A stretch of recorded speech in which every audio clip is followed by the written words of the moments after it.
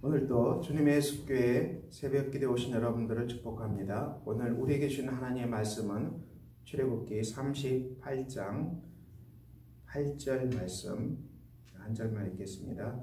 그가 못으로 물두멍을 만들고 그 받침도 노스로 하였으니 곧 해방문에서 수종들은 여인들의 거울로 만들었더라.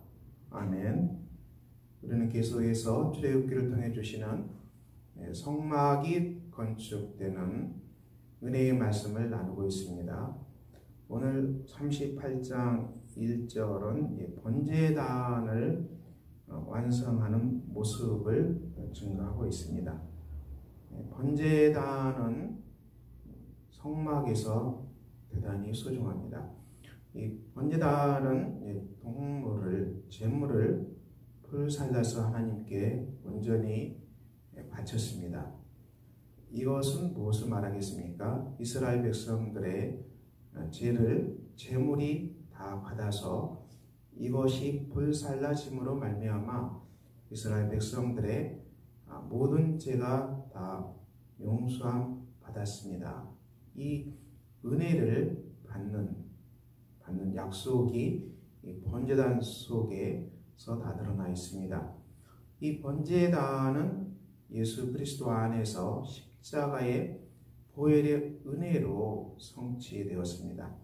기독교 복음은 예수 그리스도께서 십자가에서 온 인류의 죄를 다 담당하시고 죽으셔서 우리의 모든 죄를 용서하셨습니다. 이 속죄의 복음입니다. 구속의 복음입니다. 이 속죄의 복음, 구속의 복음은 이것을 믿는 모든 사람들에게 다 적용이 됩니다. 속죄의 은혜는 아무도 예외가 없습니다. 누구든지 예수를 믿고 예수께서 내 죄 때문에 십자가에서 달려 죽으시고 그리고 그 안에서 내가 다 용서함 받았음을 고백하는 모든 사람은 다 용서함 받았습니다. 우리가 이 땅에서 어떤 죄를 범하든지 우리는 다 하나님 앞에서 용서함 받고 하나님의 자녀가 되는 길을 우리 하나님께서 열어주셨습니다. 죄가 크고 작고 따지지 아니하시고 하나님은 온 인류의 죄악을 다 용서하시고 누구든지 십자가의 은혜를 의지해서 하나님께 나오는 모든 사람의 죄악은 다 용서하셨습니다. 오늘도 우리가 이 번제단 십자가의 은혜로 살아가는 사람들입니다. 자, 그런데 8절에 물두멍을 만들고 또 그 받침도 노스로 하여서 회막문에서 수종들은 여인들의 거울로 만들었다고 말씀하고 있습니다. 이것은 제사장들이 섬길 때 손발을 씻을 물을 담는 홍입니다. 정결한 삶을 얘기하고 있습니다. 제사장들은 이 물두멍에서 정결케 대해서 계속해서 하나님 앞에 예배의 자리로 나갑니다. 우리도 동일합니다. 우리도 날마다 물두멍에서 손발을 씻는 사람들입니다. 이것은 무엇을 말하겠습니까? 우리의 죄가 다 용서함 받았지만은 우리가 그래도 100% 우리가 천상의 하나님 나라 가기까지는 또 실수해서 죄를 범할 수 있습니다. 사람이기 때문에 우리도 성도지만 이 땅에서 죄 용서함 받았지만 100% 죄로부터 면제된 사람은 없습니다. 나는 예수 믿고 나서 더 이상 한 번도 죄를 짓지 않는다 그렇게 말할 사람은 없습니다. 고대 왕들은 세례를 받았는데요. 세례를 죽기 3일 전에 받았습니다. 왜 그랬겠습니까? 세례받고 나서 세 번째 죄까지, 세 번 죄를 범해도 거기까지는 용서가 된다. 이런 믿음이 있었습니다. 세례받고 나서 더 이상 죄를 범해서는 안 된다는 것이죠.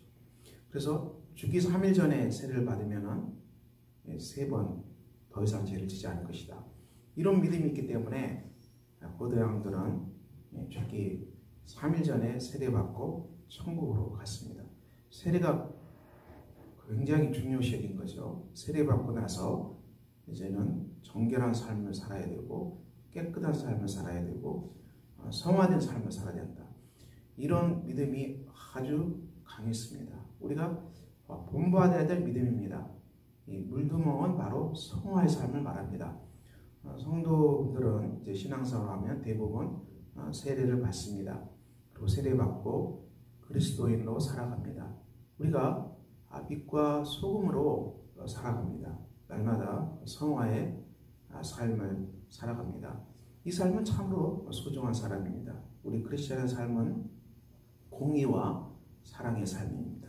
정의와 사랑의 삶이지요. 이 삶이 우리 크리스천들에게 있습니다.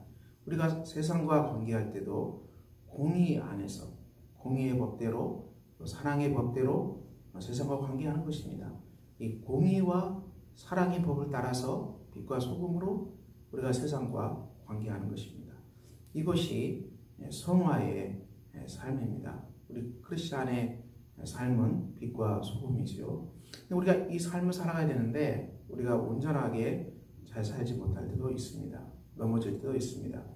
그때마다 우리는 물두멍에서 정결케 대해서 회개하고 다시 돌이키는 은혜가 필요합니다. 믿음의 삶을 살아가다가 우리가 실족하고 시험 들어서 넘어지고 또 실수할 수 있고 자빠질 수 있습니다. 그렇지만 우리가 그때마다 다시 일어나야 되는 것입니다. 다시 일어나야 되는 것입니다. 성막이 우리에게 무엇을 얘기하겠습니까? 번제단에서 온전하게 죄가 다 용서함 받은 그 사람들이 이제 살아가고요. 그 백성들이 물두멍에서 날마다 정결케 되는 은혜를 받았습니다. 우리 예수 믿는 사람도 예수 그리스도 안에서 성령의 세례로 부음받은 백성들입니다. 우리가 항상 이 십자가의 은혜를, 제 용서의 은혜를 항상 의지하고 붙들고 이 성화의 삶으로 나가야 됩니다. 이 물두멍은 번제단을 지나서 이 물두멍이 있습니다. 우리 예수 믿는 사람들이 성화의 삶을 살아갈 때 내 힘으로 살아가는 성화의 삶이 아니라 성화의 삶을 살아갈 때도 예수 그리스도의 십자가의 은혜, 제 용서함의 은혜, 이 용서만을 온전히 의지하고 이 속에서 우리가 성화의 삶을 살아갑니다. 예수 믿고 십자가의 부혈로 죄 용서 받았을 때 하나님께서 우리에게 의롭다고 말씀하시는데 이때 하나님이 우리에게 주시는 의롭다고 하는 점수로 말할 수 있을까요? 이것은 100점입니다. 완벽합니다. 온전합니다. 우리가 십자가의 은혜를 의지하고 죄를 고백하고 용서함 받을 때 여기에는 온전한 100점짜리 완벽한 하나님께서 의롭다고 하신 이 의로움이 우리 안에 가득 넘칩니다. 그래서 우리가 이 은혜를 항상 의지하고 성화의 삶을 살아갑니다. 성화의 점수는 각 성도들마다 다릅니다. 성도들마다 다 다릅니다. 성화의 점수는 10점, 20점, 30점 우리가 평생 달려가지 않겠습니까? 평생 예수 믿는 사람으로서 정결한 삶을 살기 위해서 우리가 십자가의 은혜를 의지해서 날마다 달려갈 때 우리의 성화의 점수가 점점 나아지겠죠. 50점, 60점 점점 높아지겠죠. 이런 사람들은 복된 사람입니다. 우리가 성화의 삶을 살 때 실수해서는 안 될 것은 이것은 내가 깨끗하고 내가 정결케 되고 내 힘으로 얻는 성화가 아니라는 것입니다.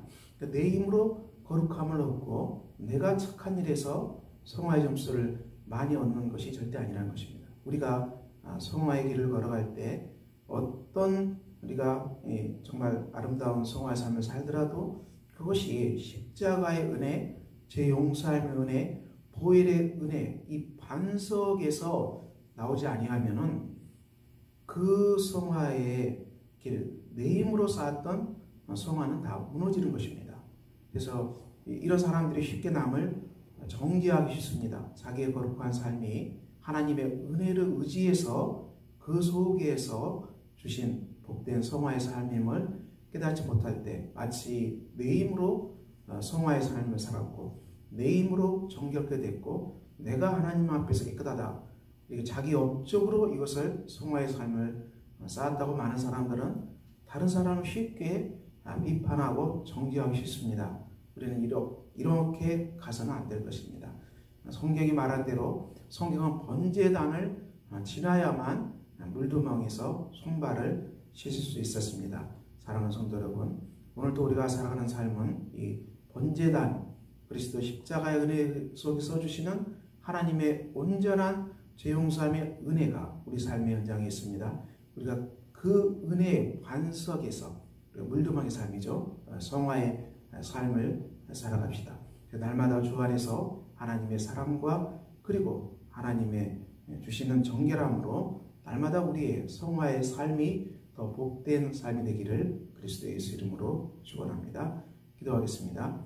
아버지 하나님, 오늘도 우리가 주 안에서 걸어갑니다. 주께서 우리에게 평강과 은혜를 주셔서 오늘도 우리가 성화의 삶을 살아가는 복된 사람들로 우리를 축복하여 주시옵소서. 예수 그리스도 이름으로 기도합니다. 아멘.